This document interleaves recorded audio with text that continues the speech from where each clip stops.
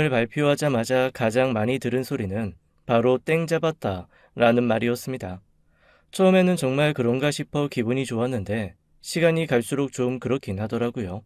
왜 듣기 좋은 꽃노래도 한두 번이라고 하잖아요.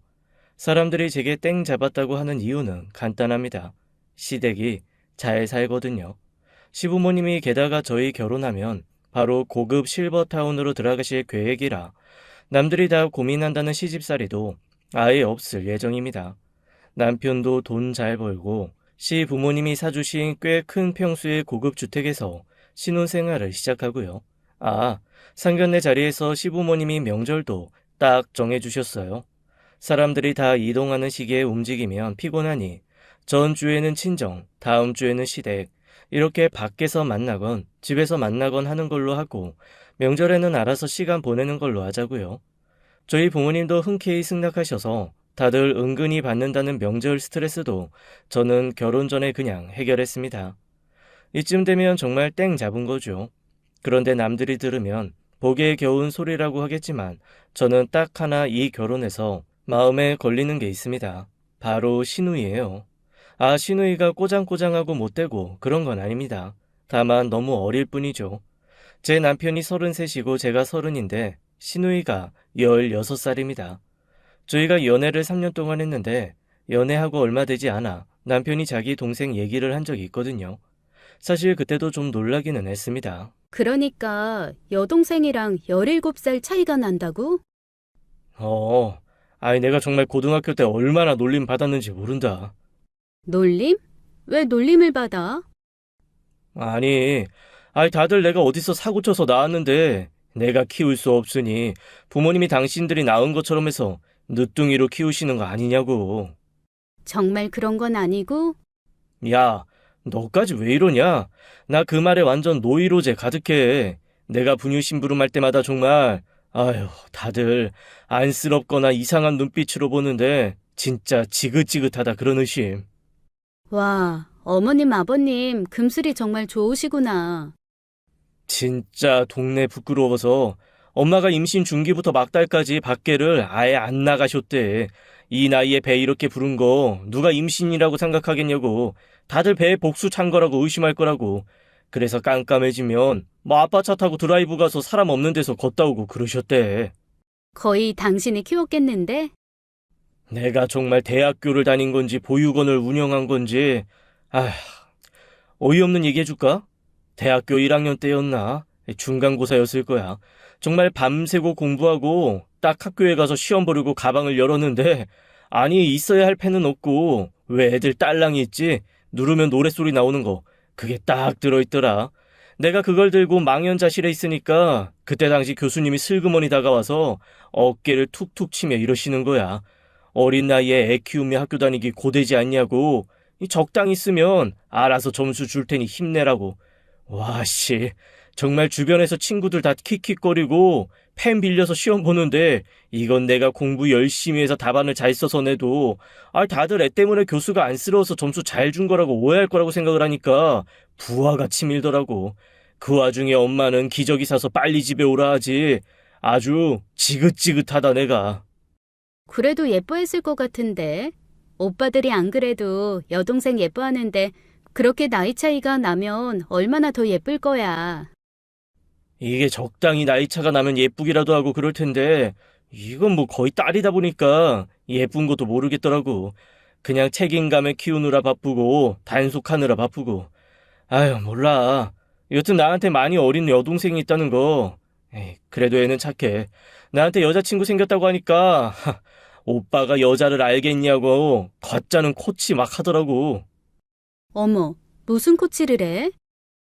인터넷에 떠도는 그런 거 있잖아. 옛날 여친에 대해서 물어보면 세상 떠났다고 하라는 둥, 오늘 예쁘냐고 물어보면 구체적으로 어디가 예쁜지 딱 집어서 말해주라는 둥. 어머, 제대로 코치하고 있네. 말 잘 들어. 야, 너까지 왜 이러냐 진짜. 에휴. 그때는 그냥 웃으며 넘겼죠. 이후에 한번 같이 만나 밥을 먹기는 했는데 그때도 그저 어린 조카 같고 그냥 동네에서 마주치는 평범한 학생 같아서 귀엽기만 했습니다. 그런데 문제는 뒤늦게 사춘기가 온 시누이가 시부모님의 실버타운 입성으로 좀 일찍 부모에게서 독립을 해야 하는 상황에서부터 시작됐습니다. 시부모님은 건강상 실버타운 입성을 더 미룰 수 없는 상황이었고, 시누이는 학교 근처에 살고 있는 이모님 댁에서 고등학교 졸업할 때까지 살기로 했다 하더라고요. 그런데 뒤늦게 사춘기가 온 시누이의 반항이 그제야 시작된 겁니다. 이미 몇 년 전부터 실버타운에 부모님이 들어가면 이모님 댁에서 학교 다니기로 했으면서 새삼 이모와 살고 싶지 않다고 독립하겠다는 고집을 부리기 시작한 겁니다. 자취를 하겠다고 말이죠. 당연히 시부모님은 펄펄 뛰셨습니다. 그러면서 왜 오래전부터 약속한 걸 안 지키냐고 시누이를 타박하시더라고요. 이모님이 교육 분야 쪽 강의를 하시는 교수님이셔서 누구보다 시누이를 잘 돌봐주실 수 있는 분이고, 이미 다 끝난 얘기를 왜 토를 다냐는 거죠. 하지만 그렇게 고집을 부린다고 달라질 수 있는 상황은 아니었죠. 결국 저희가 결혼하기 몇 달 전, 시누이는 온 얼굴 가득 불평불만을 안고 이모님 집으로 들어갔습니다. 시어머니가 그때쯤 저를 불러서 한 가지 부탁을 하시더라고요. 새아가, 정말 미안한데 우리 막둥이 가끔 불러서 밥도 좀 사주고 예쁜 것도 사주고 그래주라. 내가 그때 쓰는 돈은 2배로 주마. 어머니 걱정하지 마세요. 그리고 무슨 돈을 주세요. 제가 그냥 그 정도는 할 수 있으니까 너무 걱정하지 마세요. 마음 못 잡고 그럴까봐 그러시는 거죠? 늙은 부모 밑에서 태어나서 오랫동안 사랑 못 받을 아이가 안쓰러워서. 그런데 너무 오냐오냐 키우면 버릇 나빠질까봐 나름 엄하게 키웠거든. 우리가 너무 건강이 안 좋아져서 저 아이를 끝까지 보살피지 못하는 게 너무 마음이 아파. 그나마 네가 가장 우리 식구 중에서는 젊잖니. 막둥이도 늘 새언니가 제일 말이 잘 통한다고, 새언니 감각 좋다고 그러더라. 그러니까 잘 좀 돌봐줘. 그러면서 시어머니는 꽤 큰 액수의 돈이 든 통장과 카드를 제 앞으로 내미셨습니다. 앞으로 시누이에게 쓰는 비용은 여기에서 쓰고, 혹시 다 쓰면 다시 말아나는 거였죠. 극구거절했지만 본인 마음이 불편하다며 끝까지 손에 쥐어주시더라고요. 곳간이 두둑해야 인심도 나. 주머니가 두둑해야 너그러워지고. 내가 돈으로 보상하는 건 아니지만 적어도 네가 쪼들리면서 네 주머니 털어가며 그렇게 돌보게 할 수는 없잖니. 그러니까 받아. 시어머니의 진심 어린 마음을 무시할 수는 없더라고요. 그래서 통장과 카드를 받아가지고 나오는데 영 마음이 이상했습니다. 저런 분이 내 시어머니라 다행이라는 마음과 엄마 마음 모르는 철없는 시누이가 안타깝기도 하고 불쌍하기도 하더라고요. 어린 자식을 두고 세상을 정리할 준비를 하는 부모 마음을 어떻게 다 헤아릴 수 있겠어요? 시어머니를 만나고 나오는데 갑자기 대학교 때 부모상을 치른 친구가 하나 떠올랐습니다. 드물게로 위로 언니, 오빠가 7명이나 있는 친구였어요. 첫째 언니와는 25살이나 차이가 났으니 지금의 남편과 시누이보다 훨씬 더 많은 나이 차이였죠. 거의 부모님이 50이 다 되어가는 나이에 낳은 아이여서 대학에 들어왔을 무렵 부모님 칠순 잔치를 한다는 말을 들었고, 그로부터 몇 년 뒤 1년 상관으로 2분 상을 치렀습니다.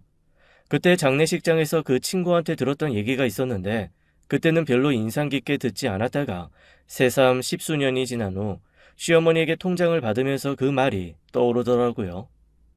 나 너무 억울해. 우리 큰언니는 엄마 아빠랑 40년을 넘게 같이 있었는데 나는 막내라는 이유로 20년 조금 넘게만 부모랑 시간을 보낼 수밖에 없는 거잖아. 나 그게 너무 억울해. 나이 30, 40을 엄마 아빠가 못 본다는 게 너무너무 억울해. 나도 회사 다니고 첫 월급 타고 엄마 아빠 모시고 여행 다니고 내가 번 돈으로 그런 거 다 해보고 싶은데 난 못한다고. 그러면서 세상 서럽게 울었던 것이 뒤늦게 기억 남습니다. 그때 울며했던 친구의 마음과 대칭되는 마음을 본 듯도 했죠. 그래서 저는 최대한 시누이에게 잘 해줘야겠다는 마음을 먹었습니다. 무심한 남편은 아무리 여동생이 귀해도 딱 오빠, 남자가 할 법한 태도만 보일 것이 뻔했으니까요. 다행히 시누이는 그 나이에 아이들이 가질 법한 고집이나 이상한 발끈함은 없었습니다. 가끔 엉뚱하게 굴기는 했지만 족한 느낌으로 대하하며 귀엽게 보살펴 줄 수 있는 정도였어요.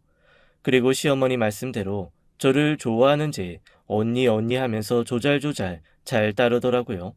제 느낌일지는 모르지만 어쩐지 저한테 잘 보이기 위해서 계속 저와의 공통점을 찾는 것처럼 느껴졌습니다.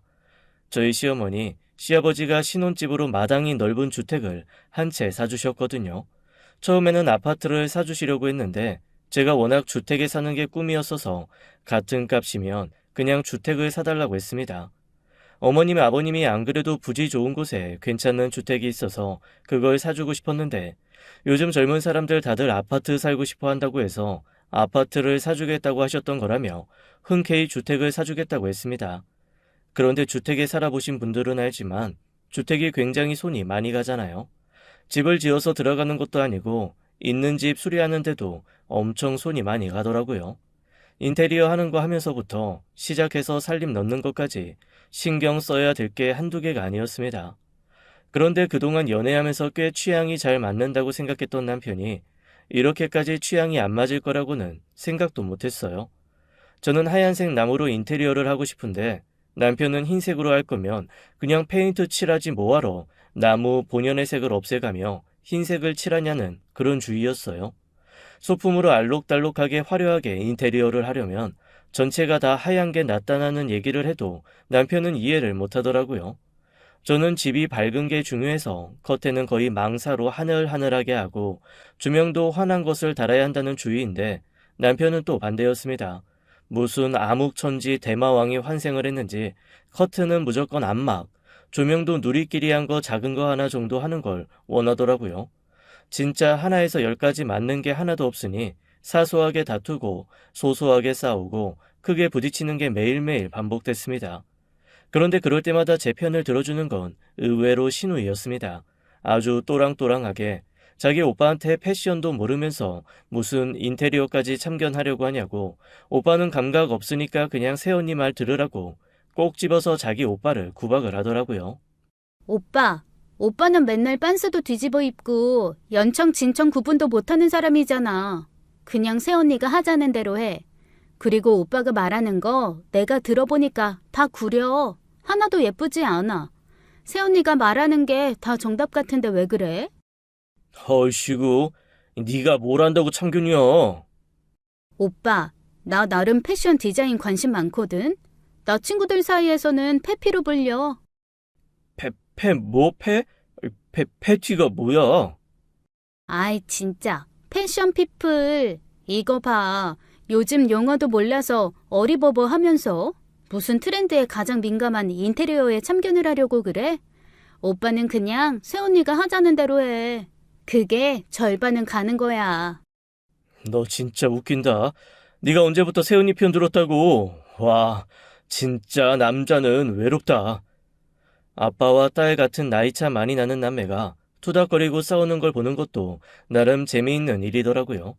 게다가 그 싸움에서 늘 지는 사람이 남편이라는 것도 가끔은 좀 기분이 묘하기는 해도 시누이가 제 편인 이상 꽤 대리 만족이 느껴지기도 했습니다.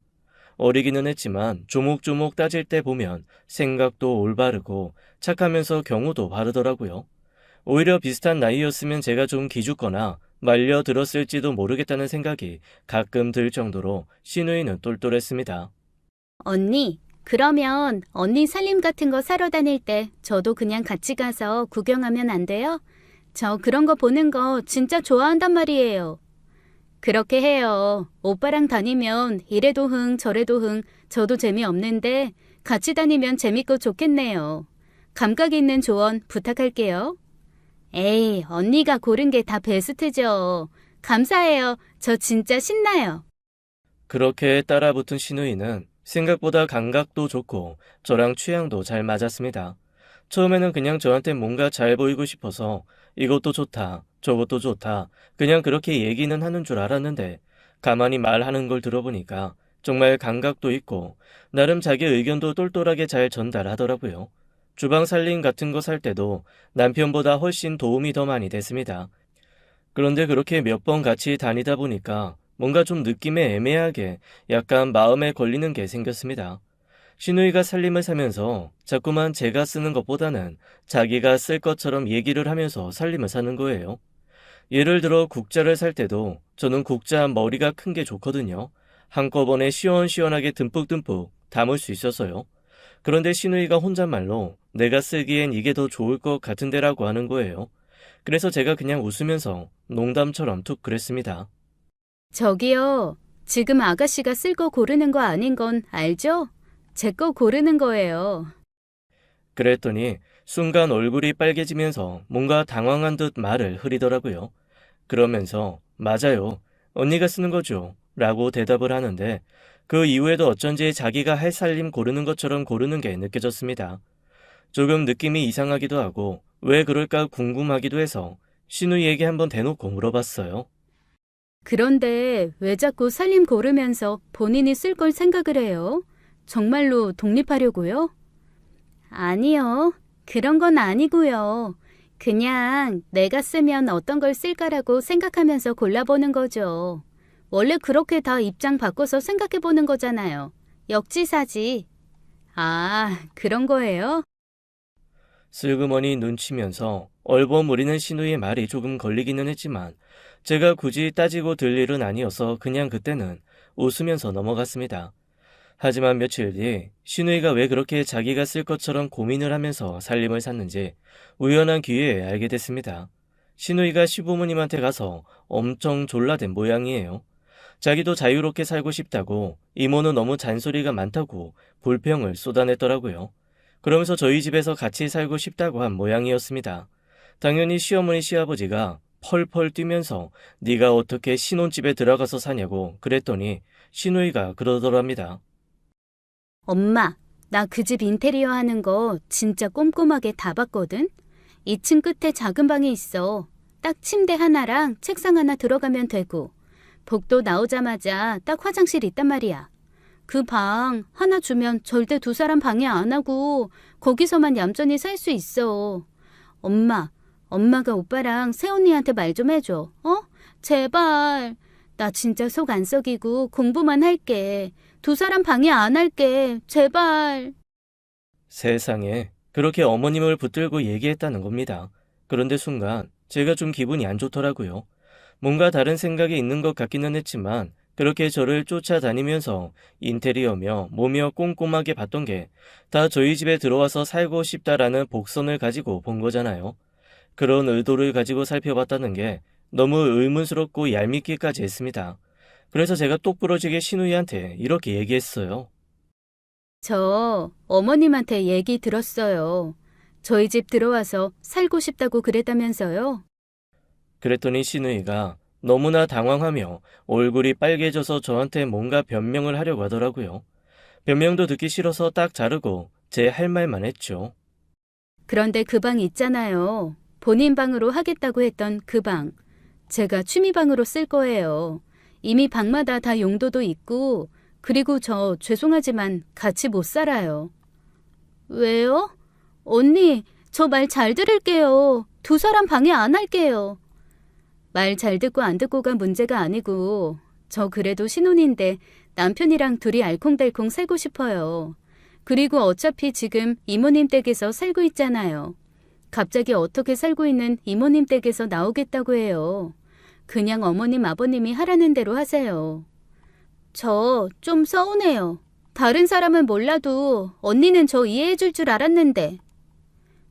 이해하니까 이런 말 하는 거예요. 어머님, 아버님 시키는 대로 하고 사는 거 얼마 안 남았어요. 두 분 연세 많으시잖아요. 나중에 후회하지 말고 지금 계실 때 말 들어요. 다른 게 효도가 아니고 말 듣고 순종하는 게 효도예요. 저보다도 훨씬 더 딸 생각해서 고민하셔서 하라고 하신 걸 텐데 고집 피우지 말고 그냥 부모님 말 들어요. 제 얘기를 듣고 신우이는 몹시 서운한지 그냥 돌아서더라고요. 그 와중에도 글쎄 허리 굽혀서 꼬박 인사를 하는 게 귀엽기도 하고 조금 안쓰럽기는 했습니다. 하지만 저는 정말로 신우이랑 같이 살 생각이 없었거든요. 일단 조만간 수험생이 될 신우이에 뒷바라지를 할 자신이 없었습니다. 아마 제가 고3 때 얼마나 얼마를 괴롭히고 힘들게 했는지 잘 알고 있어서 그런 것일 수도 있어요. 지금 생각해도 진짜 못된 말, 행동은 그 1년간 원 없이 한 것 같거든요. 제 아이여도 힘들 것 같은데 피 한 방울 안 섞인 남, 그것도 시누이 뒷바라지는 정말 하고 싶지 않은 것이었습니다. 제가 직접적으로 같이 살고 싶지 않다고 거절한 후 몇 주간 시누이에게서는 별다른 말이 없었습니다. 슬그머니 어머니께 여쭈어 보았더니 어머니가 그러시더라고요. 네가 뭐라고 했는지 모르겠는데 그냥 걔가 조용히 포기한 것 같더라. 얌전하게 아무 말도 없이 밥 잘 먹고 학교 잘 다닌대. 그래요? 다행이네요. 저 사실 조금 미안하긴 했거든요. 연락이 없길래 진짜 마음에 상처받았나 싶어서 걱정도 좀 되고요. 아이고, 미안할 게 뭐 있어. 얘기 잘했어. 안 그래도 너희한테 들러붙을까봐 내가 좀 걱정하긴 했는데, 아유, 정말 막둥이가 아니라 걱정 주머니야, 걱정 주머니. 그런데 어머님, 저 뭐 하나만 여쭤봐도 돼요? 응? 그래, 물어봐. 뭔데? 뭐가 궁금할까? 왜 그렇게 이모님하고 있는 걸 불편해하는 거예요? 이모님이랑 사이가 안 좋아요? 아, 그건 아닌데 내 막내 동생이 원래는 그 기숙학교 있잖아. 재수생들 많이 가는 스파르타식 학원. 그 기숙학원 운영했었어. 부모님께 체벌에 대한 동의서까지 받고 사랑의 매 가차없이 휘두르는 그런 엄한 학원으로 엄청 유명했거든. 애들 공부하다 졸면 죽비로 막 어깨 내리치고. 아, 저 들은 적 있어요. 성적 미달되면 전교생 앞에서 손바닥이나 종아리 맞는 기숙학원 맞죠? 거기. 거기 원장이었어. 그래서 집에서도 그 학원 운영하는 것처럼 하거든. 와, 제 친구 하나 거기 다닌 적 있거든요. 그 친구가 어지간한 군대보다도 엄하다고 거기 다시 가느니 군대 한 번 더 갔다 오겠다고 했었는데 그 학원 운영하셨구나. 엄청 무서우시겠네요. 아무래도 없잖아. 좀 그런 게 있지. 그런데 그 기숙학교 스타일로 애를 좀 다루는 것 같아. 그거 요즘 세대에는 잘 안 맞을 텐데요. 그러게. 그래서 좀 힘들어해. 학교 끝나면 바로 집으로 돌아와야 되고 매일매일 일지 같은 것도 써야 하나 봐. 일지요? 무슨 일지요? 일기 아니고요? 뭐라더라? 타임 스케줄? 여튼 시간별로 뭐 했는지, 공부를 했으면 무슨 과목을 얼마나 했는지 그런 거 적어서 제출한다고 하더라고. 어머, 그건 좀 심하다. 너무 힘들겠는데요? 아직 어린데 솔직히 저도 못할 것 같은데요. 응, 처음에 듣고 나서는 나도 사실 좀 놀라기는 했어. 그렇게까지 할 줄은 몰랐지. 그런데 뭐 그게 내 동생 스타일이니까 아이 맡긴 입장에서 그렇게 하지 말라고 또 말하기도 좀 그렇고. 그게 아이한테 아주 나쁜 건 아니니까. 그냥 나도 그러려니 하고 모른 척하고 있는 거야. 그런데 어머님, 요즘 애들 그러면 숨 막혀서 오히려 더 엇나가지 않겠어요? 설마 그러겠어? 나도 내 자식 믿는 구석이 그래도 좀 있으니까 두고 보는 거지. 걱정하는 것처럼 그러진 않을 것 같고 그래. 그냥 가끔 숨통이라도 트이라고 너 살림 보고 인테리어 보고 그럴 때 그냥 쫓아가는 거 아무 말도 안 한 거거든. 그런데 그 녀석이 너희한테 그렇게 들러붙을 줄은 나도 몰랐다. 미안해. 에이, 어머님이 미안하다고 하실 건 아니죠. 그냥 너무 갑갑하고 힘드니까 본인도 탈출하고 싶어서 그런 걸 거예요. 지금은 얌전하게 잘 다닌다니까 조금 마음 풀리면 제가 밥 한번 사주면서 잘 얘기해 볼게요. 그래, 고맙다. 내가 너한테 너무 큰 짐을 지우는 것 같네. 아니에요. 그런데 어머님, 실버타운은 계실만 하세요? 내가 안 그래도 요즘 여기 안 들어왔으면 골병 들었겠다 싶어. 그냥 좀 더 일찍 들어올 걸 그랬어. 내가 밥 안 해도 되고 청소랑 빨래 안 해도 되는 게 이렇게 좋은 건 줄 이전엔 미처 몰랐다.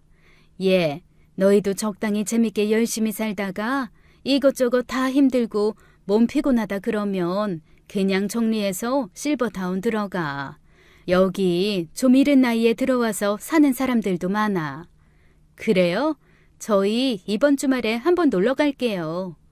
아이고, 괜찮아. 다다음 주가 결혼식인데 뭘 바쁜데 주말에 여기까지 와. 그냥 결혼 준비나 잘해. 그나저나 애 때문에 신경 너무 많이 썼다. 미안하고 고맙다. 시어머니와의 대화를 마친 직후에는 이런저런 생각에 머리가 복잡하더라고요. 하지만 금방 잊어버리고 말았습니다. 바로 다다음 주에 있을 결혼 준비가 너무 벅찼거든요. 머릿속이 터질 것처럼 뭔가 생각할 거리가 밀려들어 다른 생각들이 어어어어 하며 머릿속 밖으로 밀려나가는 것 같은 상황이랄까요. 매일 생각하고 결정해야 할 것들이 너무 많아서 정말 힘들었습니다. 만약 신이 꼭 하나 원하는 재주를 준다고 하면 주저없이 분신술을 택할 지경이었죠. 웨딩드레스며 피로연 드레스까지 다 가봉하고 준비하는 것도 모자라서 마지막 인테리어와 살림 넣는 것까지 하려니까 정말 몸이 10개라도 모자랄 판이었습니다. 그나마 옆에서 쫑알거리면서 도와주던 시누이도 연락이 없으니 더 힘들더라고요. 사실 시누이가 우리랑 같이 살고 싶다라고 말한 것을 거절한 후부터는 삐진 건지 아니면 필요가 없어져서 그런 건지 통 연락을 안 하더라고요. 제가 뭔가 거절해놓고 새삼스레 연락해서 나 힘드니까 도와달라고 그러기도 조금 애매하고 그냥 그러고 있었죠. 그런데 제 이런 마음을 읽기라도 한 듯 시누이가 저한테 전화를 했습니다. 언니, 저 살게 해달라고 안 부탁할 테니까 그냥 가서 좀 도와줘도 돼요? 어머, 굳이 그렇게 얘기 안 해도 돼요. 언제든지 오는 건 환영이에요. 그리고 제가 같이 살기 싫어서 안 사는 게 아니라 어쨌거나 자식 교육 때문에 부모님이 결정하신 일인데 제가 이래라 저래라 할 수가 없는 문제라서 그런 거 알고 있잖아요. 이해하죠. 언니 입장 이해해요. 안 그래도 엄마 아빠 오빠한테 아주 돌아가면서 박살나게 혼나고 잔소리 들었어요. 저 귀에서 피 흐르는 줄. 여튼 저 그러면 오늘부터 학교 끝나고 가서 언니 도와줄게요. 뭐 사러 다니는 거 있으면 같이 사러 다니고 언니 드레스 피팅이나 결혼식 준비하는 거 있으면 제가 같이 다니면서 옆에서 같이 얘기하고 그래요. 그래요. 알겠어요. 같이 다닐 거라고 제가 이모님한테는 말씀드릴게요. 이렇게라도 탈출시켜줘야지 내가. 감사합니다. 그렇게 저는 귀여운 시누이와 다시 결혼 준비를 시작했습니다. 아무리 봐도 남편보다는 낫더라고요. 꼼꼼하게 이것저것 살피고 거기에 대해서 밉지 않게 의견을 전달해 주니까 플래너나 다른 사람들도 더 편안하게 받아들이는 것 같았습니다. 그렇게 시누이의 도움으로 결혼 준비를 무사히 마치고 대망의 결혼식 날, 저희는 정신없는 결혼식 와중에도 시누이 덕분에 또 한 번 환하게 웃을 수 있었어요. 시누이가 글쎄 자기 친구들을 동원해서 엄청 멋진 축가를 준비했더라고요. 언제 그렇게 연습했는지 군무까지 딱딱 맞춰서 귀여운 아이들이 함께 춤을 춰주는데 정말 눈물 때문에 정신 없을 줄 알았던 결혼식이 웃음으로 가득 찼습니다. 저희 부모님도 친구들도 너무 즐거워하고 시누이 칭찬을 많이 하더라고요. 덕분에 저도 덩달아서 너무나 행복했습니다. 시부모님도 흥겨워하면서 결혼식을 같이 즐길 수 있었고요. 제가 그런 시누이가 너무 신통해서 결혼식 끝나고 용돈이라도 주려고 불렀는데 시누이가 극구 거절하는 겁니다. 정말 결혼을 축하해주고 싶어서 자기가 준비한 거라 돈을 받으면 그 의미가 퇴색된다네요. 그 말도 너무 예뻐서 속으로 신혼여행 다녀오면서 꼭 면세점에서 좋은 선물 하나 사줘야겠다라는 생각을 했습니다. 그리고 열흘간의 신혼여행을 시작했죠. 신혼여행 내내 시누이는 방해가 될랑말랑 애매하게 연락을 하더라고요. 행복하게 지내라는 둥, 여기는 어떤 상황이다 라는 얘기들을 귀찮지 않을 만큼 귀엽게 보내주는 통에 저는 해외에 있으면서도 한국에 있는 소식을 아주 야무지게 다 들었습니다. 그리고 신통하게도 한국에 비가 많이 왔다고 하니까 저희 신혼집에 가서 창문 한 번씩 다 열었다 닫고 비 온 김에 마당에 혹시 물 새는 거 없는지 보고 왔다고 보고를 하는 거예요. 꼭 칭찬받고 싶어하는 강아지가 자기 이런 거 했다 저런 거 했다 자랑하는 것 같은 분위기에 귀엽다는 생각까지 들었습니다. 제가 남편한테 그랬어요. 칭찬받는 거 싫어하는 사람 없기는 하지만 유난히 칭찬받는 거 좋아하는 것 같아. 꼭 강아지 같지 않아? 이거 했어요, 저거 했어요, 보고하는 게. 그러게 말이다. 너무 어른들만 있는 집에서 자라서 그런가? 어렸을 때부터 칭찬을 제일 좋아하는 아이기는 했어. 우리가 너무 칭찬에 인색하게 키웠나 싶기도 하고. 아유, 걔만 생각하면 머리가 아파. 대체 누가 데리고 갈 건지. 어머, 아직 아기인데 뭘 벌써 누가 데리고 갈까 걱정을 해? 이상한 오빠야. 그리고 물건이니? 데리고 가게. 아유, 아주 동생을 뭐라고 생각하는 거야. 으유. 그런데, 아이, 너는 얘가 진짜 좋아? 괜찮아? 귀찮거나 그러지 않아? 아니, 난 귀여운데? 여동생 있으면 이런 여동생이어도 좋겠다라는 생각 들 정도로. 그리고 잘하잖아. 눈치도 있고 센스도 있고.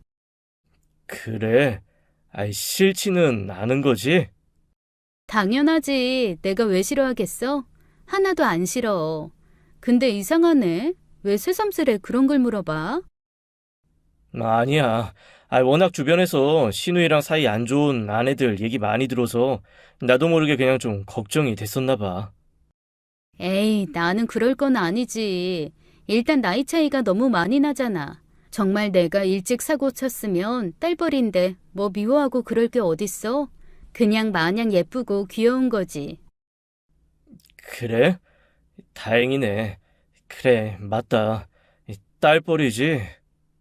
근데 점점 이상하네. 왜 자꾸 이상한 소리를 하지? 왜? 무슨 일 있어? 아니야. 무슨 일은. 그냥 네가 얘를 예뻐하는 게 다행이다 싶어서 고마워서 그래. 아이고, 그러면 신우이를 미워해? 나한테 아주 못되게 하고 괴롭히는 신우이면 모를까. 어떡하든 예쁨 받아보겠다고 쫑알쫑알거리는데 나 가끔 보면 참 종달새 같다라는 생각 많이 해. 옆에서 계속 총총총총 뛰어다니면서 언니 언니 언니 하는 게 귀여워. 사랑스럽고. 솔직히 결혼 준비할 때 당신보다 100배는 도움됐어. 그렇구나. 남편은 제 대답을 듣고 뭔가 생각이 많은 듯 고개를 계속 끄덕끄덕하며 혼자만의 생각에 잠겼습니다. 대체 이 사람이 왜 이러나 싶더라고요. 그래서 한편으로는 이런 생각도 들었습니다. 워낙 시누이가 어리고 부모님이 연세가 있으시니 본인이 어떻게 처신을 해야 할지 고민이 시작된 게 아닐까 한 거죠. 부모님이 만약에 돌아가신 후에 시누이한테 어떤 오빠 노릇을 해줘야 되는지 진지하게 생각할 시기가 올 만도 하니까요. 그 정도 생각은 해야 그래도 오빠라고 할 수 있잖아요. 그래서 저한테 그런 질문을 할 때 좀 의아하기는 했어도 한편으로는 남편이 드디어 철이 제대로 들어가면서 오빠로서의 자각을 하는구나라는 생각을 했습니다. 그래서 이 질문이나 남편의 태도를 별로 심각하게 받아들이지 않았죠. 남편도 그 이후로 시누이에 대한 질문은 하지 않았고요. 그렇게 신혼여행을 마치고 한국으로 돌아왔습니다. 너무 늦은 시간에 도착해서 친정 부모님께 인사도 못 드리고 바로 신혼집으로 갔죠. 몇 주 만에 본 집은 깨끗하고 아늑했습니다. 이게 다 저희가 없는 동안 그래도 수시로 시누이가 들락거리며 봐줘서 이렇게 된 거겠거니 싶은 생각이 드니까 너무 고맙더라고요. 새삼 면세점에서 예쁜 가방 하나 사온 거 참 잘했다는 생각을 했습니다. 어두운 집 안으로 들어가 일단 짐부터 풀어놓고 바로 씻고 잠자리에 들었습니다. 일단 시간이 너무 늦은 데다가 비행 시간 때문에 정말 피곤했거든요. 그렇게 누워서 잠을 자려고 잠을 청하는데 어디선가 이상한 소리가 들렸습니다. 바스락하는 소리였어요. 안 그래도 비행기 안에서 며칠 만에 본 한국 신문에서 주택가만 노리고 있는 도둑 때문에 요즘 비상이라는 기사를 본 터였거든요. 일부러 한동안 비어있는 듯한 주택을 살폈다가 노려서 털어간다는 도둑 기사를 보고 살짝 불안하던 차였는데 그런 소리를 들으니 더 마음이 이상해졌습니다. 잠도 확 달아나 버렸어요. 혼자 잠이 들어가는 남편을 흔들어 깨웠습니다. 자기야, 일어나봐. 빨리 일어나봐. 어? 왜? 무슨 일인데? 밖에서 이상한 소리 들려. 어? 무슨 소리? 바람이겠지. 원래 주택은 밖에 소리가 아파트보다 더 많이 들리거든. 바람 소리도 더 잘 들릴 수 있어. 너무 예민하게 굴면 주택 못 살아. 그냥 자. 아니, 그게 아니라 정말로 이상한 소리가 들린다니까. 일어나봐, 빨리. 제가 하도 채근을 하니 남편이 마지못해 일어나더라고요. 그런데 남편을 깨워서 침대 끝에 앉는 순간 정말로 확실하게 달그락 쿵 하는 소리가 들렸습니다. 그제야 남편이 눈을 번쩍 뜨더라고요. 밖에서 고양이 같은 게 마당에 있는 걸 건드렸나 보다. 그냥 다시 자자, 응? 무슨 소리야? 누가 들어도 집안에서 나는 소리인데. 기다려봐. 뭐 때려잡을 만한 거 없나? 이거 정당방위 맞지? 분명히 도둑이야. 그 빈 주택가만 노리고 침입한다는 도둑이 오늘은 이 집에 들어온 게 분명해. 당신은 빨리 경찰한테 전화해. 저는 안방 드레스룸에 있는 골프채 퍼티를 딱 집어들고 서서히 조금씩 밖으로 걸음을 옮겼습니다. 분명히 집안에서 뭔가 인기척이 나는 게 분명했거든요. 거의 마음속으로는 절반 이상 그 강도가 확신하다는 생각을 굳히고 있었습니다. 마지막으로 그 강도가 강도질을 한 게 저희 신혼집 바로 옆 동네였거든요. 이미 제 머릿속에는 강도를 때려잡는 모든 시뮬레이션이 돌아가는 중이었죠. 퍼터를 들고 가만히 귀를 기울였습니다.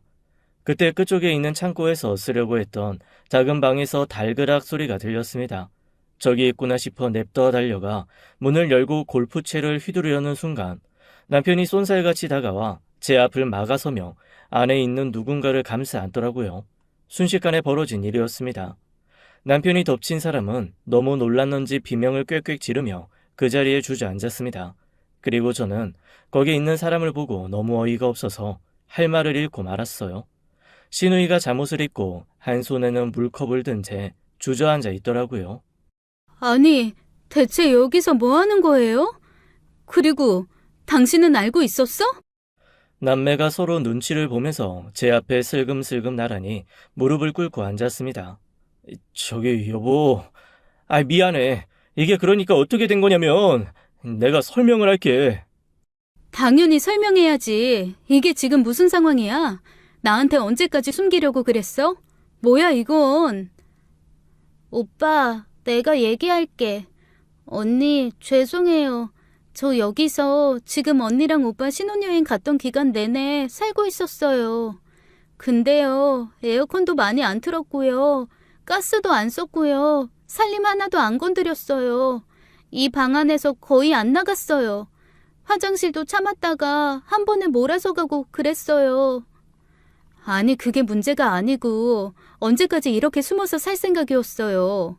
내가 이 방에 안 들어올 거라고 생각했어요? 언니, 저 제발 여기서 살게 해주시면 안 돼요? 저 그냥 가구처럼 지낼게요. 제가 너무 황당한 얼굴로 서 있자 남편이 저한테 이렇게 얘기를 하더라고요.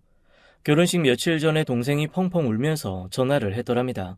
자기가 버스를 놓쳐서 통금 시간보다 몇 분 늦었고 하루 일지 쓰는 거 쓰기 싫다고 했더니 이모님이 글쎄 손바닥 때리는 체벌을 하셨던 모양이에요. 그런데 부모님한테도 한 번 맞고 자란 적 없고 학교에서도 체벌이라는 걸 받아본 적 없는 시누이가 손바닥 5대를 맞고 너무 충격에 빠진 거죠. 누군가에게 말을 안 들었다고 혹은 그 사람의 규칙을 따르지 않았다고 맞은 것 자체가 시누이한테 너무 큰 충격이었던 겁니다. 그래서 남편한테 울면서 전화를 한 거였어요. 어지간하면 다 교육의 일종이라며 이해하고 넘어가려던 남편도 체벌이라는 부분에서는 자기가 용납을 못했다고 했습니다. 제 남편, 세상에서 제일 좋아하는 말이 꽃으로도 때리지 말라라는 말이거든요. 사람이 왜 사람이냐? 말로 해서 알아들으니까 사람이지. 사람이 사람을 때리는 건 그 어떤 경우에도 안 된다는 게 제 남편의 철학입니다. 그런데 아무리 무뚝뚝하다고 해도 자기 여동생이 맞았다는 얘기를 듣고 그 사람이 있는 대로 빈정이 상한 거예요. 그래서 엉엉 울며 절대 이모 집에 있고 싶지 않다는 동생에게 자기가 이모한테 얘기할 테니 일단 신혼집에 가서 쥐 죽은 듯 살라고 한 모양이었습니다. 애를 호텔이나 그런 데를 보낼 수도 없으니 일단 신혼집에 들여보낸 거였죠. 그리고 신혼여행 내내 제 눈치를 보면서 저한테 얘기할 기회만 노렸는데 어쩌다 보니 얘기할 기회를 놓치고 그냥 이렇게 신혼집에 들어오게 된 거였습니다. 들어오기 전에 여동생한테 아직 언니한테 말 못했으니 가만히 있으라고 한 거죠. 그런데 사람이라는 게 그렇잖아요. 평소에는 쥐 죽은 듯 가만히 있을 수 있어도 꼭 가만히 있으라고 하면 뭔가 소리가 나고 동티가 나는 거, 그게 인생 아니겠습니까? 시누이도 딱 그랬던 거였습니다. 혼자 꿀쩍꿀쩍 울면서 그러더라고요. 제가요, 원래 한번 잠들면 깨지도 않고 화장실도 안 가는데 오늘따라 그렇게 화장실도 자주 가고 싶고 잠도 깨고 그래서 최대한 조심조심 움직였는데 그때마다 자꾸 소리가 나서 이 남매를 제가 대체 어떻게 해야 될지 어이가 없더라고요. 일단 한밤중에 둘 다 내쫓을 수는 없으니 방에 들어가서 자라고 했습니다. 신우이가 머물던 방, 제가 사실 창고처럼 쓰려고 이것저것 물건 집어넣고 정리 안 한 방이었거든요. 그런 방에서 열흘을 지냈다는 소리를 들으니까 마음이 너무 아픈 거예요. 그래서 제가 그냥 이렇게 얘기했습니다. 아니, 어차피 여기서 지낼 거 그럼 그냥 몸이라도 편하게 안방 가서 잠도 자고 그러지. 정말로 창고방에 계속 있었어요? 네, 그래도 신혼살림인데 침대는 특히 부부 영역인데 언니가 쓰기 전에 어떻게 제가 써요. 저 그렇게 경우 없진 않아요. 저도 모르게 웃음이 피식 나왔는데 여기서 웃으면 안 된다 싶어 정말 필사의 힘을 다해서 참았습니다. 한편으로는 안쓰럽고 귀엽더라고요. 저 같으면 주인 없는 집에서 나중 일이 어떻게 됐건 침대도 쓰고 화장실도 마음껏 쓰고 아주 신나게 다 썼을 텐데 그래도 저희 시누이는 신혼살림인데 주인 없는 집에서 어떻게 자기가 그렇게 쓰냐는 말을 하면서 정말 그 창고방 같은 곳에서 세상에 겹이불 하나 놓고 여행용 매트리스 깔고 잤더라고요. 제가 진짜 어이가 없어서 다시 한번 시누이를 쳐다봤습니다. 그랬더니 시누이가 민망한 얼굴로 이러는 겁니다. 그냥 여행 왔다고 생각하면 잘만 해요. 괜찮아요. 몰랐으면 몰랐지. 알고도 이런데 재우지는 못하겠더라고요. 그래서 제가 남편한테 그랬습니다. 자기가 오늘 여기서 자. 나 방에서 당신 동생이랑 잘 테니까. 언니, 안 그러셔도 되는데요. 저 그냥 여기서 자도 되는데요? 침대 가서 편하게 자요. 이런 데서 자면 몸 골아. 벌써 열흘이면 충분히 잘 만큼 잤어요. 들어와요. 내 맘 바뀌기 전에. 제 말을 듣고 강아지처럼 시누이가 쫄랑쫄랑 제 뒤를 쫓아서 안방으로 들어왔습니다. 그리고는 정말 황송하다는 듯이 진짜 조심스럽게 침대 위로 올라가더라고요. 언니, 저 이 끝에서 잘게요.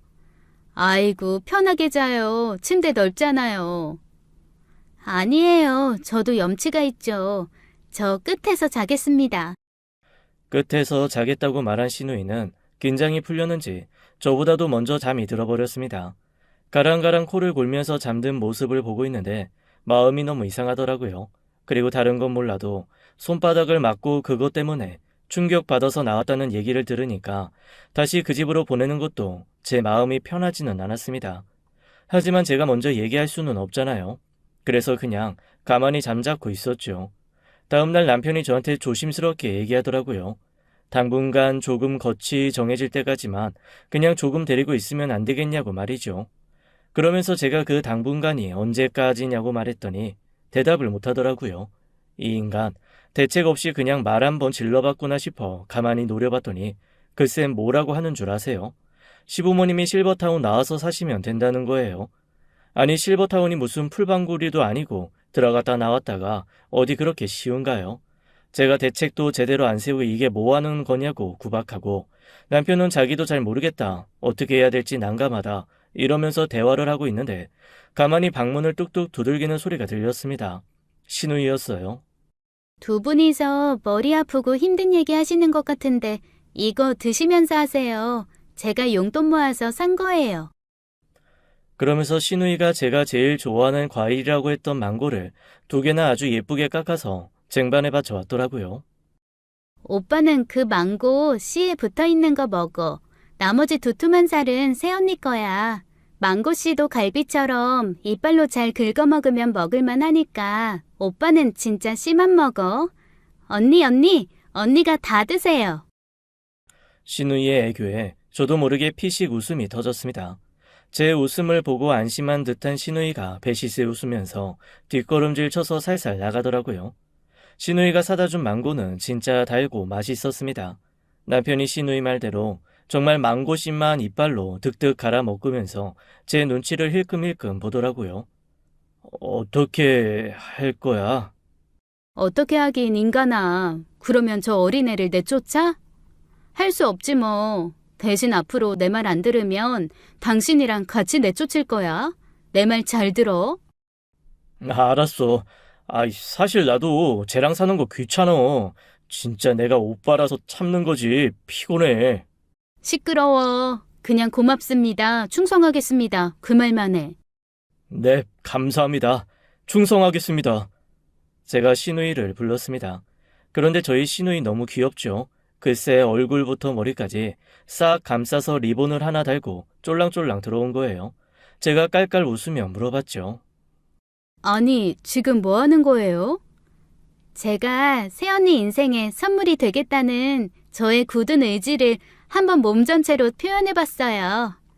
내가 진짜 못 산다. 이모님한테 제가 잘 말씀드릴 테니까 짐 싹 싸가지고 들어와요. 그리고 그 창고방은 겨울엔 춥고 여름엔 더워서 안 돼. 2층에 자기 방 하고 싶어 했던 그 방 새로 꾸며줄 테니까 같이 인테리어 할 거 골라봐요. 언니, 고마워요. 언니는 제 인생의 귀인이에요. 진짜 감사해요. 제가 진짜 잘할게요. 조카 태어나면 제가 진짜 업어 키울게요. 그리고 언니는 앞으로 청소 빨래 이런 거 하실 생각하지 마세요. 제가 할게요. 어이구, 이제 조만간 수험생인데 살림하게요? 아주 내가 팔자도 없는 수험생 뒷바라지하게 생겼네. 저 정말 세상에서 가장 말 잘 듣고 순한 수험생 하겠습니다. 약속할게요. 알았어요. 근데 뭐 말 안 들어도 상관없어요. 말 안 들으면 제가 오빠랑 둘이 같이 내쫓는다고 그랬으니까 알아서 해요. 네, 알겠습니다. 그렇게 저는 시누이와 한 집 살림을 시작했습니다. 그런데 생각보다 꽤 재밌어요. 일단 시누이가 너무 성격이 좋고 저한테 정말 잘해요. 오히려 제가 남편 때문에 한 번씩 속이 뒤집어질 때가 있는데 저랑 남편이랑 그런 일 가지고 싸우면 진짜 큰 부부싸움이 되지만 그거를 여동생이 막 퍼부으니까 오히려 큰 싸움 안 되고 남편이 지더라고요. 그래서 가끔 제가 오히려 시누이를 꼬드겨서 남편을 구박하는 데 활용하곤 합니다. 시누이도 기꺼이 제 도구가 되어 주더라고요. 남편만 사실 좀 피곤하죠. 여동생 비위도 맞춰야지, 마누라 비위도 맞춰야지. 아주 본인만 피곤해 죽겠다고 하면서 그래도 요즘 보면 여동생이 눈앞에서 알짱알짱 이쁜 짓 하니까 나름 마음이 좋은지 남편 얼굴도 한결 편해졌습니다. 저희 시부모님은 제가 시누이 데리고 산다는 얘기를 듣자마자 두 분이서 같이 눈물을 흘리시더라고요. 사실 이모님한테 맡기기 전에 저한테 너무 얘기하고 싶었는데 염치도 없고 미안해서 차마 말 못했다고 하셨습니다. 저한테 고맙다고 두 분이 꺼이꺼이 우시는데 제가 너무 민망하고 당황스러울 정도였어요. 시누이는 지금 제 가정의 마스코트처럼 잘 커주고 있습니다. 자기 좋아하는 남자 얘기도 자연스럽게 하고 저한테 시누이질 하는 것보다 언니 언니 하면서 따르니까 정말 귀엽고 사랑스러워요. 가끔은 남편이 출장 갔을 때 시누이랑 단둘이 있는 게 훨씬 좋을 때도 있다니까요. 처음에는 좀 망설였던 시누이와의 동거, 저는 요즘 아주 만족하며 살고 있습니다. 지금까지 사연 읽어주는 남녀였습니다. 끝까지 함께 해주신 여러분 감사드리며 저희는 다음 사연으로 돌아올게요. 감사합니다.